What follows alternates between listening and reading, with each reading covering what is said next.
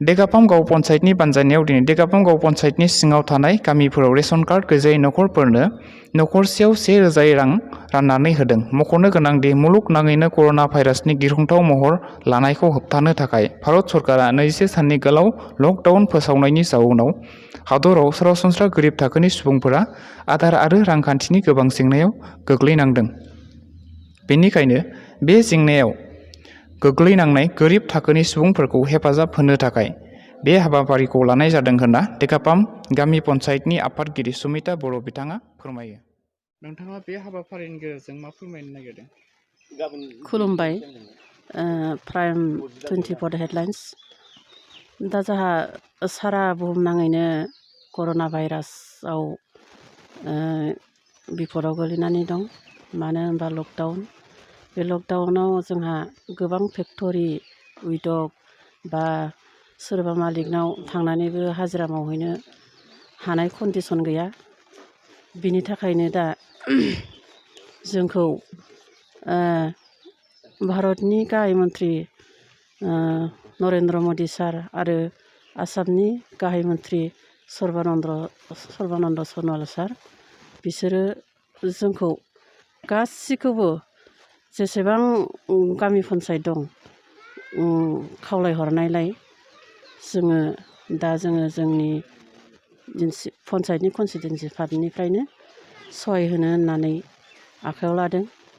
आरो ration card गैयि बयनिख्रुइबो दुखियासिन जायफोरा सानसे हाजिरा मावाब्लानो अरदाबाव अर जोङा बा बोथिसे ओंखामनि थाखाय खस्थ' जानानै दङ।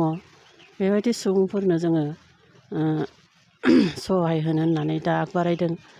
दा जोङो नखरसेयाव जोङो बे रेशन कार्ड गैयि दुखिया बयनिख्रुइबो दुखियासिन बेबायदि सुबुंफोरनो जोङो नखरसेयाव 1000 खरै रां सहाय होनो होननानै आगबारायदों। जोङो आफादगिरि, काउन्सिलर, प्रेसिडेन्ट, सेक्रेटारि गासिबो खौसेयै जोङो बेखिनि रांखौ होनो होननानै आगबारायदों। दा जोंनो कालेकसन खालामनानै मोनदों।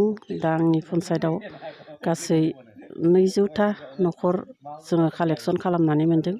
बेबायदि गोरिब सुबुं जों दा बे 200था गोरिब सुबुंनो जोङो नखर नखर हाबनानै बे अनसुंथाइखौ होबोगासिनो दं आरो होनो थाखाय आखायाव लाबाय। गोजोन्थों। नोंथांमोननि पन्चायतआ मा पन्चायत एसे फोरमायनो हागोन नामा? जोंना डेकापाम गाव पन्चायत। गुबुन फारसेथिं जायफोर रेशन कार्ड गैजायै सुबुं बिथांमोनाबो बे 1000 रांखौ मोननानै गोजोननाय मोन्दों होननानै फोरमायथियो। मख'नो गोनांदि डेगापाम गाव पन्चायतनि फ्राय 200 नखरनो बे 1000 रांखौ होनाय जादों होननाबो फोरमायथियो। जों जोबोद गोजोननाय मोनदों जोंनि डेगापाम पन्चायत गाव पन्चायतनि प्रेसिडेन्ट सेक्रेटारि आरो मेम्बारफोरखौ। मानि थाखाय होनबाथाय जोंहा बे कर'ना भाइरास बेमार जानाय होननायखाय बै बेलेग गामियावबो थांनो होआखै, लामा खामायावबो गिदिंनो होआखै, न'आवनो थानानै खामानि मावनो होदो। आरो जों दिनै दिन हाजिरा मावाबा मोनजाया बिथांमोनखौ आं बहुत साबायखर होबाय आरो बे फैसा 1000खौ मोननायखाय। মোৰ ঘৰ ডেকাপাম কুঁহিয়াবাৰী।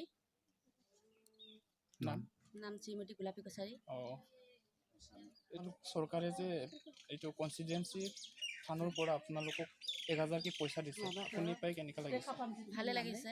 হাজিৰা পাতি কৰিব পৰা নাই, ঘৰতে আবদ্ধ। আমাৰ 1000টো পাই কিনি বহুত ধন্যবাদ। পঞ্চায়তৰ ডেকাপাম পঞ্চায়তৰ প্ৰেচিডেণ্ট বাইদেউ, মেম্বাৰ, সেক্ৰেটাৰী সকলোকে ধন্যবাদ।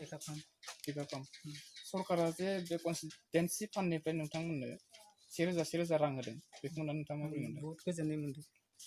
आदसा हाजिरा मावनो मोना। रेशन कार्ड दंना गैया नोंनाव? रेशन कार्ड गैया। गैया। गैया। होनायनि थाखाय आं बहुत गोजोननाय मोनदों आरो दा जों बिदिनो माइरं बायना जानांसिगोन। खामानि दामानि मोनाखै? खामानि दामानि गैयानो। अरुणाचलबो हाबनो मोना,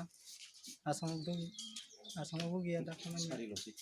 खना खनि दंबो आरो एसे एलाफोरा मावग्राफोरा मावबाय दं, मावग्राफोरा ओरैनो दंबाय दं। होनायनि थाखाय आं बिराद गोजोननाय मोनदों दा। नोंनि मुङा मा नाम? आंनि नामा सन्तलि। आदसा सन्तलि। ओमफ्राय बबे पन्चायतनि? पन्चायतआ डेकापाम। डेगापाम। रेशन कार्ड दंना गैया? गैया आंहा गैया। आगोल दंमोन बोराय थानायाव दा ओइ माबायाव दैबारियाव थानायनिफ्राय गोमाबाय मानसियाबो आलाय सिलाय जाजोब्बाय ओमफ्राय दा रेसन कार्डआबो गोमाबाय सोंनायबो गैला नालाय बोरायाबो खारबाय ओमफ्राय सरकारा जे कन्स्टिटुएन्सि फान्डनिफ्राय नोंथांमोननो 1000 न'खराव 1000 फैसा होदो बेखौ मोननानै नोंथाङा माबोरै मोनदों? दा मोजां मोनदो आरो आङो बहुद मोजां मोनदो धन्यबाद ओमफ्राय फैसा मोननानै मोजाङानो मोनदों आरो दा बाबु मोनहा सरकारनिफ्राय मोननानै मोजाङानोसै